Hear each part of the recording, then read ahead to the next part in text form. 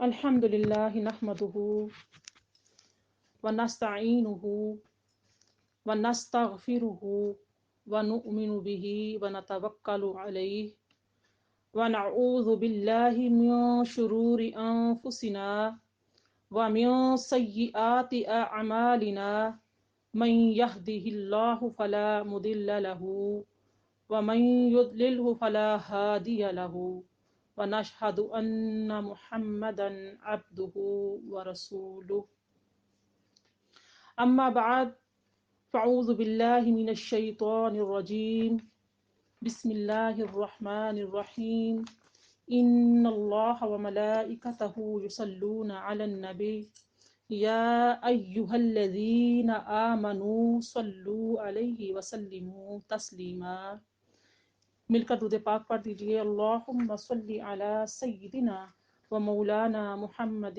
معدن الجود والکرم و آلہ وبارک وسلم۔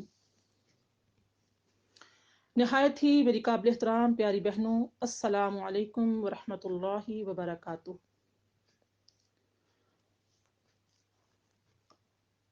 قال اللہ تعالی فی القرآن المجید والفرقان الحمید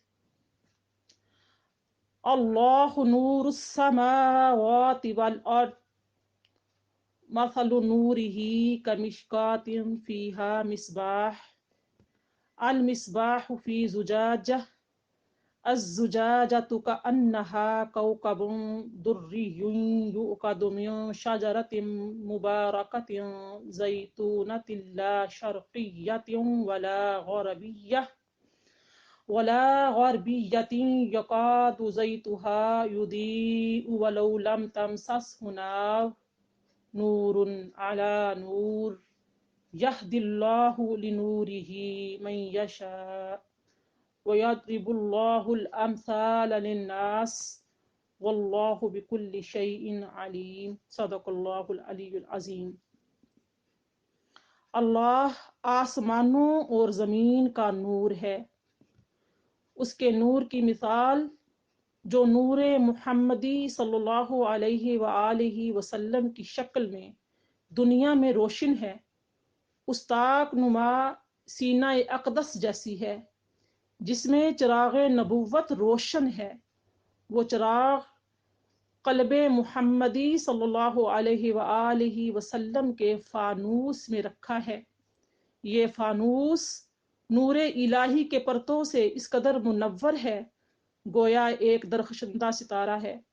یہ چراغ نبوت جو زیتون کے مبارک درخت سے یعنی عالم قدس کے بابرکت رابطہ وحی سے یا انبیاء و رسل ہی کے مبارک شجرہ نبوت سے روشن ہوا ہے، نہ فقط شرقی ہے اور نہ غربی بلکہ اپنے فیض نور کی وسعت میں عالمگیر ہے۔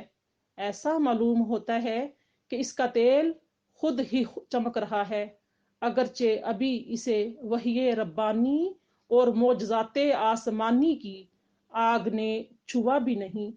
وہ نور کے اوپر نور ہے، یعنی نور وجود پر نور نبوت، گویا وہ ذات دوہرے نور کا پیکر ہے۔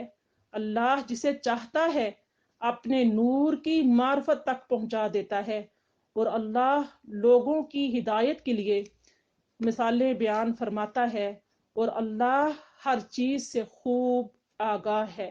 صدق اللہ العلی العظیم۔ رب اشرح لی صدری ویسر لی امری واحلل عقدۃ من لسانی یفقہوا قولی اللہم فقہنا فی الدین آمین یا رب العالمین۔ نہایت ہی قابل احترام میری پیاری بہنوں، السلام علیکم ورحمۃ اللہ وبرکاتہ۔ آپ کے سامنے میں نے سورہ نور کی آیت نمبر 35 تلاوت کی اور اس کا ترجمہ پیش کیا۔ اللہ رب العزت نے اس سورہ مبارکہ میں نور سے متعلق جو ارشاد فرمایا، ہم نور کا لغوی اور اصطلاحی معنی جان لیتے ہیں۔ امام محمد بن ابو بکر رازی حنفی فرماتے ہیں کہ نور کا معنی ہے ضیاء یعنی روشنی، اور علامہ میر سید شریف علی بن محمد الجرحانی فرماتے ہیں کہ نور اس کیفیت کو کہتے ہیں جس کا آنکھیں سب سے پہلے ادراک کرتی ہیں، پھر اس کیفیت کے واسطے سے باقی دکھائی دینے والی چیزوں کا ادراک کرتی ہیں۔ امام راضی فرماتے ہیں نور اس کیفیت کو کہتے ہیں جو چاند اور چراغ وغیرہ سے زمین اور دیواروں پر فائز ہوتی ہیں۔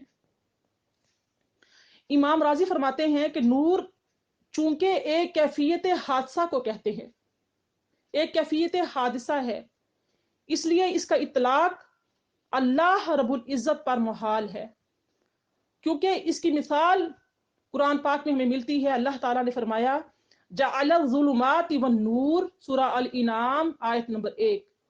اللہ نے ظلمات یعنی اندھیروں اور نور یعنی روشنی کو پیدا فرمایا۔ تو اس آیت سے ہمیں یہ معلوم ہوتا ہے کہ نور مجعول اور مخلوق ہے، اور اللہ خالق نور ہے، وہ خود نور نہیں، کیونکہ نور مخلوق ہے۔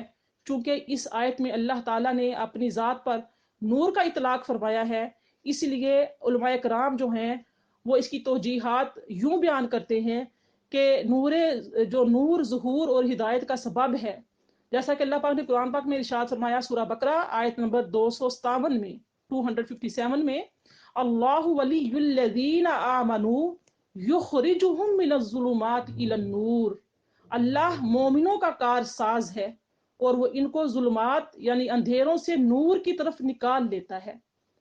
اسی طریقے سے فرمایا سورہ شعراء میں آیت نمبر 52 آیت میں وَلَٰكِن جَعَلْنَاهُ نُورًا نَهْدِي بِهِ مَن نَّشَاءُ مِنْ عِبَادِنَا، لیکن ہم نے اس کتاب کو نور بنایا، ہم اس کے ذریعے اپنے بندوں میں سے جس کو چاہیں ہدایت دیں۔ تو اب یہ واضح ہو گیا کہ قرآن مجید میں نور کا جو اطلاق ہے وہ ہدایت پر کیا گیا ہے۔ تو اللہ نور السماوات والارض کا معنی یہ ہے کہ اللہ آسمانوں اور زمینوں کے نور والا ہے۔ تو حاصل کلام کیا ہوا کہ آسمانوں والوں اور زمینوں والوں کو اللہ تعالی سے ہی ہدایت حاصل ہوتی ہے، یعنی اللہ رب العزت زمین والوں اور آسمان والوں کا ہادی ہے۔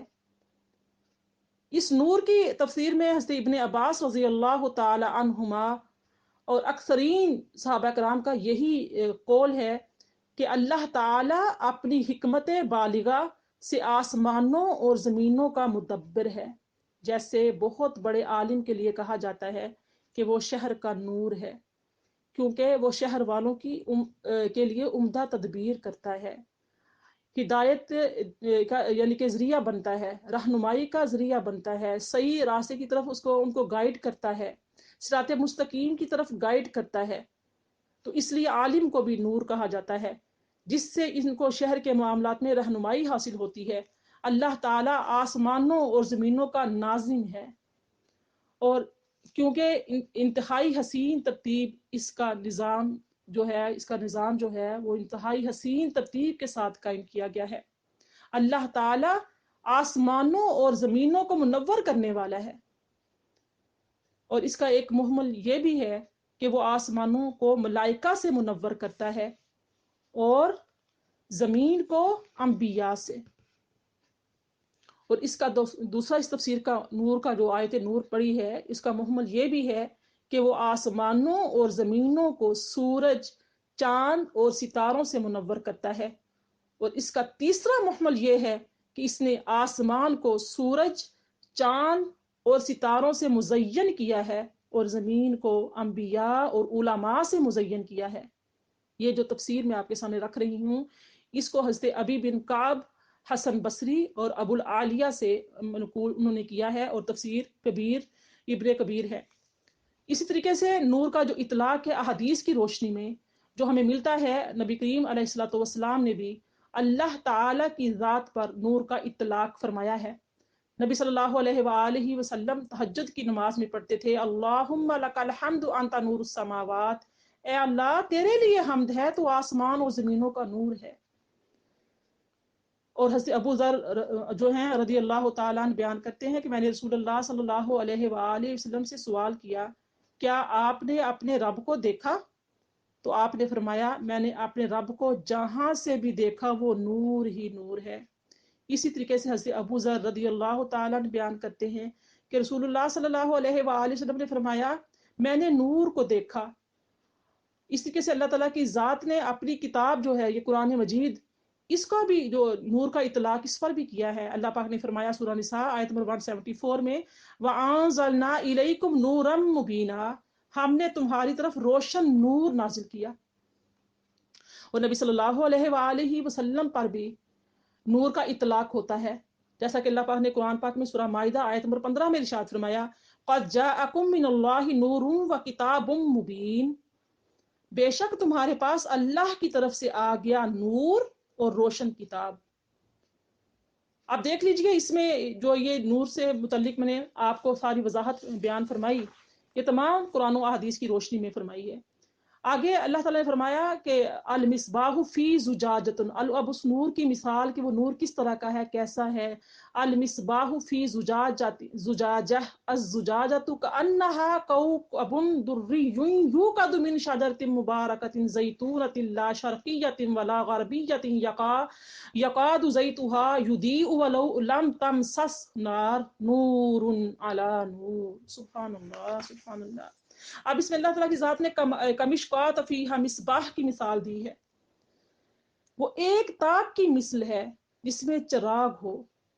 جو مشکات کا لفظ ہے یہ حبشی زبان کا لفظ ہے جس کا معنی تاک ہے۔ اب اگر پیچھے آپ 50-60 سال پیچھے، 70 سال پیچھے ہمارے جو والدین ہیں ان کے زمانے میں، جب آباء و اجداد کے زمانے میں چلے جائیں تو وہاں پہ آپ دیکھتے ہوں گے کہ مکانوں کے جو دیواریں ہوتی تھی، کمروں کی دیواریں میں ایک گہرائی نما، عمق نما جو ہے وہ محراب بنا ہوا ہوتا تھا، جیسے ہم آج کل شیلف بناتے ہیں اپنی دیواروں کے اندر، اس طرح سے۔ تو اس میں استعمال کی ضروری اشیاء جو ہیں رکھی جاتی تھی، تو اس میں دروازے نہیں بنے ہوئے ہوتے تھے۔ یہ اب تک بھی اس طرح کے یعنی کہ یہ طاق وغیرہ ہیں جن کو اللہ تعالیٰ نے فرمایا ہے، تو یہ دیہاتوں میں یعنی کہ اس طرح کے مکان اب بھی جو بہت دیہات ہیں، گاؤں ہیں، وہاں شاید ہمیں دیکھنے کو ملیں گے، وہاں پر بھی بنائے جاتے ہیں۔ تو مصباح کا جو معنی ہوتا ہے روشنی کا آلہ، اور یہ جو معنی ہے صبح سے بھی منقول ہے، جس کا معنی ہے چراغ، المصباح فی زجاجہ۔ اب زجاجہ کا معنی ہے یہ ہے شیشے کا فانوس، وہ چراغ ایک فانوس میں ہے، کأنہا کوکب دری، گویا کہ وہ ایک چمکتا ہوا روشن ستارہ، یعنی وہ چراغ روشن ہونے میں ایک روشن ستارے کی طرح ہے۔ فرمایا یوقد من شجرۃ مبارکۃ زیتونۃ، وہ چراغ برکت والے زیتون کے تیل سے روشن کیا جاتا ہے۔ اب یہ زیتون یہاں پہ لفظ جو ہے مبارکۃ، جو مبارک کا لفظ آیا ہے، تو مبارک جو ہے جب ہم کسی کو دیتے ہیں تو ہم کیا کہتے ہیں؟ مبارک ہو، یعنی کہ اس میں کثیر منافع ہو، اس میں مزید برکتیں ہوں، اللہ نے جو آپ کو نعمت عطا فرمائی ہے اس میں برکتیں ہوں، یعنی کہ بہت زیادہ فائدوں کا حامل ہو، تو اس کو مبارک کہا جاتا ہے۔ تو یہاں پر اللہ تعالیٰ نے فرمایا یوقد من شجرۃ مبارکۃ زیتونۃ، سبحان اللہ، کہ وہ چراغ برکت والے زیتون کے تیل سے روشن کیا جاتا ہے۔ زیتون وہ درخت ہے جو دنیا میں سب سے پہلے اگایا گیا ہے، دنیا میں سب سے پہلے اگایا گیا ہے، اور یہی درخت طوفان نوح کے بعد سب سے پہلے اگا، اور یہ انبیاء علیہم السلام کی بعثت یعنی کہ بعثت کے مقامات پر اگایا گیا ہے یہ زیتون کے درخت کے بارے میں۔ اور ارض مقدسہ میں اس کے لیے 70 انبیاء علیہم السلام نے برکت کی دعا کی ہے۔ اور حضرت ابو سید اسید رضی اللہ تعالیٰ عنہ بیان کرتے ہیں کہ رسول اللہ صلی اللہ علیہ وآلہ وسلم نے فرمایا، زیتون کا تیل کھاؤ اور جسم پر لگاؤ کیونکہ وہ مبارک درخت سے نکلتا ہے۔ اس طرح سے پھر فرمایا اللہ تعالیٰ کی ذات نے، لا شرقیۃ ولا غربیۃ، وہ درخت نہ مشرقی ہے نہ مغربی، یعنی وہ درخت نہ مشرق کے ساتھ مختص ہے یعنی کہ زیتون کا، اس کو شرقیہ کہا جائے، اور نہ مغرب کے ساتھ مختص ہے کہ اس کو غربیہ کہا جائے۔ اس کے بارے میں حضرت حسن بصری نے فرمایا کہ یہ درخت دنیا کے درختوں میں سے نہیں ہے، کیونکہ دنیا کا جو بھی درخت ہوگا وہ یا تو مشرقی ہوتا ہے یا مغربی، بلکہ یہ جنت کا درخت ہے۔ اور اسی سے متعلق ثعلبی نے کہا کہ قرآن مجید نے یہ تصریح کی ہے کہ یہ دنیا کا درخت ہے۔ اب مختلف اقوال ہیں، کیونکہ اللہ تعالیٰ کی ذات نے قرآن مجید میں فرمایا کہ وہ زیتون کا درخت ہے، تو ابن زید نے کہا کہ وہ ملک شام کا درخت ہے، کیونکہ شام کے درخت نہ شرقی ہوتے ہیں نہ غربی، اور شام کے درخت سب سے افضل درخت ہیں، اور کیونکہ وہ برکت والی زمین ہے۔ اور اسی طرح سے ایک اور قول ہمیں ملتا ہے کہ یہ درخت دوسرے گھنے درختوں کے درمیان ہوتا ہے، لہٰذا اس کو دھوپ نہیں پہنچتی، اس لیے فرمایا کہ وہ نہ شرقی ہے نہ غربی ہے۔ اس سے متعلق زیتون کے تیل یعنی کہ درخت سے متعلق حضرت ابن عباس رضی اللہ تعالی عنہما فرماتے ہیں کہ یہ درخت بلند پہاڑوں اور صحراؤں میں ہوتا ہے۔ پھر فرمایا کہ ان قریب اس کا تیل خود ہی بھڑک اٹھے گا، خواہ اسے آگ نے چھوا آگ نہ چھوے، وہ نور بالائے نور ہے، اللہ جسے چاہے اپنے نور تک ہدایت دیتا ہے۔ مثل نور ہی کا مشکات فیہا مصباح، مشکات کا لفظ یہاں استعمال ہوا ہے۔ اب اس کی دوسری تفسیر جو عاشق رسول صلی اللہ علیہ وسلم کرتے ہیں، اور یہی احادیث کا یعنی کہ تفسیر جو ہے کافی صحابہ نے بھی کی ہے۔ اب اس آیت کی دوسری تفسیر ہے، وہ مشکات سے مراد نبی کریم علیہ الصلوۃ والسلام کا سینہ اقدس ہے، اور الزجاجہ سے مراد آپ کا قلب مطہر ہے، اور مصباح سے مراد دین کے اصول اور فروغ کی وہ معرفت ہے جو آپ کے دل میں ہے، اور شجرہ مبارکہ سے مراد حضرت ابراہیم علیہ السلام ہے، کیونکہ آپ نبی کریم علیہ الصلوۃ والسلام حضرت ابراہیم علیہ السلام کی اولاد میں سے ہیں، اور ان کی ملت کی اتباع کا آپ کو حکم تھا۔ حضرت ابراہیم علیہ السلام کی صفت میں فرمایا گیا ہے کہ نہ وہ شرقی ہیں اور نہ غربی ہیں، کیونکہ حضرت ابراہیم علیہ السلام نے نہ تو کبھی عیسائیوں کی طرف یعنی کہ مشرق کی طرف منہ کر کے نماز پڑھی تھی، اور نہ ہی کبھی یہودوں کے قبلہ کی طرف منہ کر کے نماز پڑھی تھی، نہ مشرق کی طرف نہ مغرب کی طرف، بلکہ آپ حضرت ابراہیم علیہ السلام نے ہمیشہ نماز جب قائم کی تو آپ نے اپنا چہرہ مبارکہ جو ہے وہ کعبہ کی طرف رکھا، کعبہ کی طرف منہ کر کے آپ نے نماز ادا کی۔ تو اللہ تعالی نے اس چراغ کے تیل کی صفت میں فرمایا کہ وہ ان قریب بھڑک اٹھے گا اور وہ روشن ہو جائے گا، خواہ اس کو آگ نے نہ بھی چھوا ہو۔ تو کعب احبار نے کہا کہ اس تیل سے مراد نبی کریم علیہ الصلوۃ والسلام کا نور ہے، اور آپ اپنے صفا جوہر اور اپنے مقدس ذات میں اس قدر کامل تھے کہ آپ پر وحی نازل نہ بھی ہوتی تب بھی یہی کمالات ہوتے، آپ اسی طرح نیکی کی ہدایت دیتے اور آپ کی یہی پاکیزہ صفات ہوتی، اور آپ پر قرآن نہ بھی نازل ہوتا تب بھی آپ کی نبوت لوگوں پر آشکار ہو جاتی۔ جو اللہ نے فرمایا کہ اس کا چراغ کا تیل اس کی صفت یہ ہے کہ وہ ان قریب بھڑک اٹھے گا، اس کو آگ نے نہ بھی چھوا ہو پھر بھی وہ بھڑکے گا۔ تو وہ فرماتے ہیں کہ آپ کی نبوت لوگوں پر آشکار ہو جاتی، آپ پر قرآن مجید کا نازل ہونا نور علی نور ہے۔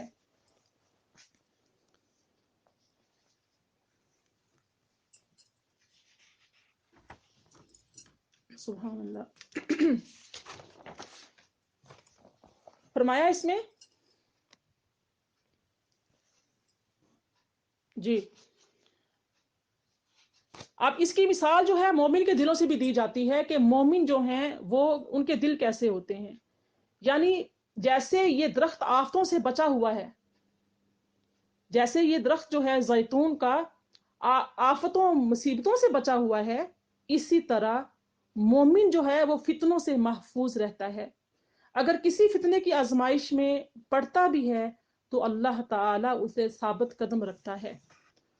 بس اسے 4 صفتیں قدرت اللہ تعالیٰ کی ذات اسے عطا کرتی ہے: بات میں سچ، حکم میں عدل ہوتا ہے، اور مصیبت پر صبر، نعمت پر شکر کرتا ہے۔ یہ 4 صفات مومن کو حاصل ہوتی ہیں جس کو اللہ تعالیٰ کی ذات نور عطا فرماتا ہے، جس کو اللہ تعالیٰ کی ذات ہدایت عطا فرماتی ہے. جیسے نبی کریم علیہ الصلوۃ والسلام کی صفات میں فرمایا گیا کہ آپ آقا کریم علیہ الصلوۃ والسلام کو پر وہی نہ بھی نازل ہوتی اور آپ کے اندر اللہ تعالیٰ کی ذات نے یہ صفات کاملہ رکھی تھیں کہ آپ پر وہی نہ بھی نازل ہوتی تو آپ کی نبوت کا ظہور ہو جاتا. آپ ایسا چراغ ہیں، ایسے تیل سے جلائے گئے ہیں، ایسی کندیل میں رکھے گئے ہیں، ایسے طاق میں رکھے گئے ہیں. اللہ تعالیٰ کی ذات نے آپ کو نور ہدایت عطا فرمائی ہے، کتاب مبین عطا فرمائی ہے. جو اس کتاب پر چلتا ہے، جو اس راہ پر چلتا ہے، جو اس نور کی روشنی میں چلتا ہے، جو صراط مستقیم پر چلتا ہے، اس کی مثال ایسی ہے جیسے یہ درخت آفتوں سے بچا ہوا ہے. زیتون کا درخت آفتوں سے بچا ہوا ہوتا ہے، اسی طرح مومن فتنوں سے محفوظ رہتا ہے. اگر کسی فتنے کی آزمائش میں پڑتا بھی ہے تو اللہ تعالیٰ اسے ثابت قدم رکھتا ہے. اس میں 4 صفتیں اللہ تعالیٰ کی ذات نے مومن کے اندر، اس قدرت نے، اس پاک پروردگار نے رکھی ہوتی ہیں. جب وہ بات کرتا ہے تو بات میں سچ بولتا ہے، سچ سے بات کرتا ہے، سچی بات کہتا ہے. لیکن جب عدل کرتا ہے، عدل کرنے کا حکم دیتا ہے تو عدل کے ساتھ دیتا ہے، کسی بات کا بھی حکم دیتا ہے. اور جب اس پر کوئی مصیبت آتی ہے تو وہ صبر کرتا ہے. اور اللہ تعالیٰ کی اللہ تعالیٰ کی ذات کو جو نعمتیں عطا کرتی ہے اس پر وہ شکر گزار رہتا ہے. پھر وہ تمام اور انسانوں میں ایسا ہوتا ہے جیسے کوئی زندہ مردوں میں ہو. حسن بصری فرماتے ہیں کہ اگر یہ درخت دنیا میں زمین پر ہوتا تو ضرور تھا کہ مشرقی ہوتا یا مغربی، لیکن یہ تو نور خدا کی مثال ہے. ابن عباس فرماتے ہیں کہ یہ مثال ہے نیک مرد کی جو نہ یہودی ہے نہ نصرانی. اور اس قول میں سب سے بہترین قول یہ ہے کہ درمیانہ زمین میں ہے کہ صبح و شام تک بے روک ہوا اور دھوپ پہنچتی ہے، کیونکہ جو کوئی آڑ نہیں تو لا محالہ ایسے درخت کا تیل بہت زیادہ صاف ہوتا ہے. تیل کے بارے میں بتا رہے ہیں جو ایسا درخت ہوتا ہے نہ شرقی ہے نہ غربی ہے، نہ دھوپ پڑتی ہے اس پر نہ سایہ پڑتا ہے اس پر. تو یہ تیل کا اس کا جو تیل ہوتا ہے وہ نہایت صاف ستھرا تیل ہوتا ہے، لطیف ہوتا ہے، چمکدار ہوتا ہے. زیتون کا تیل جو خالص ملتا ہے، اس لیے فرمایا کہ وہ تیل اتنا لطیف ہے کہ گویا بغیر جلائے روشنی دے، نور پر نور ہے. یعنی انسان ایک مومن بندے کی، مومن کی مثال دی جا رہی ہے. نبی کریم صلی اللہ علیہ وسلم کے اتباع پر چلنے والے کی مثال دی جا رہی ہے کہ نور پر نور یہ ہے، ایمان کا نور ہے، پھر اس پر نیک اعمال کا نور ہے. خود زیتون کا تیل روشن، پھر وہ جل رہا ہے اور روشنی دے رہا ہے. بس اسے 5 نور حاصل ہو جاتے ہیں. اسلام کا نور جو نبی کریم علیہ الصلوۃ والسلام کے طریقے پر چلتا ہے، آپ کی ہدایت پر چلتا ہے، اس مومن کو، اس صالح کو 5 نور عطا کیے جاتے ہیں. ایک نور کون سا ہے؟ اس کے کلام کا نور ہے، اس کے عمل کا نور ہوتا ہے، اس کا آنا نور، دنیا میں پیدا ہونا نور، اس کا دنیا سے جانا نور، اس کا آخری ٹھکانہ نور، اس کی قبر نور سے منور کر دی جاتی ہے، روشن کر دی جاتی ہے. جو اللہ تعالیٰ کی اس کتاب مبین پر نبی کریم علیہ الصلوۃ والسلام کے لائے ہوئے دین پر چلتا ہے، جو چراغ آقا کریم علیہ الصلوۃ والسلام لے کر آئے ہیں، جس چراغ کا یہاں پہ ذکر کیا جا رہا ہے، جس کو اللہ رب العزت نے اپنے نور سے روشن کیا ہے. اس کی مثال ہے کہ اس کا عمل نور ہے، اس کا آنا نور ہے، اس کا جانا نور ہے، اس کا آخری ٹھکانہ نور ہے، یعنی کہ جنت کا. فرماتے ہیں کہ یہ مثال نبی کریم علیہ الصلوۃ والسلام کی نبوت سے ظاہر ہے. آپ صلی اللہ علیہ وآلہ وسلم اپنی زبان سے نہ بھی فرمائیں تب بھی آپ کی ایسی صفات تھیں کہ لوگوں پر آپ کی نبوت، آپ کا عمل، آپ کی پاکی، پاکیزگی، طہارت، اخلاق حسنہ ظاہر ہو جاتے. جیسے زیتون کو بغیر روشن کیے روشن ہے، تو فرمایا کہ یہاں پہ 2 نور جمع ہوں گے، نور علی نور، ایک زیتون کا ایک آگ کا، تو ان کے مجموعے سے روشنی حاصل ہوئی. اسی طرح نور قرآن، نور ایمان جمع ہو جاتے ہیں، قرآن اور صاحب قرآن جمع ہو جاتا ہے. یہ دو نور ہیں، نور علی نور، نور پر نور. ایک تو انسان کا مسلمان پیدا ہونا، پیدائشی مسلمان، ایسے گھروں میں پیدا ہو جانا، پھر ایسی تربیت کا مل جانا، ایسی صحبتوں کا مل جانا، پھر وہ نور پر نور ہو جاتا ہے، ہدایت کا مل جانا. تو کیا ہے کہ دو نور جہاں جمع ہو جائیں تو وہ اللہ تعالیٰ اسے جسے پسند فرماتا ہے اللہ تعالیٰ اسے ہی ہدایت دیتا ہے. اللہ رب العزت نے مخلوقات کو ایک اندھیرے میں پیدا کیا. جتنی مخلوق اللہ تعالیٰ نے پیدا کی وہ ساری اندھیرے میں پیدا کی، اور پھر اس پر اپنی نور کی تجلی ڈالی. جہاں جہاں تک اللہ تعالیٰ کا نور پہنچا وہ ہدایت یافتہ ہو گیا، اور جن تک وہ تجلی نہ پہنچ سکی اللہ کے حکم سے تو وہ گمراہ رہا.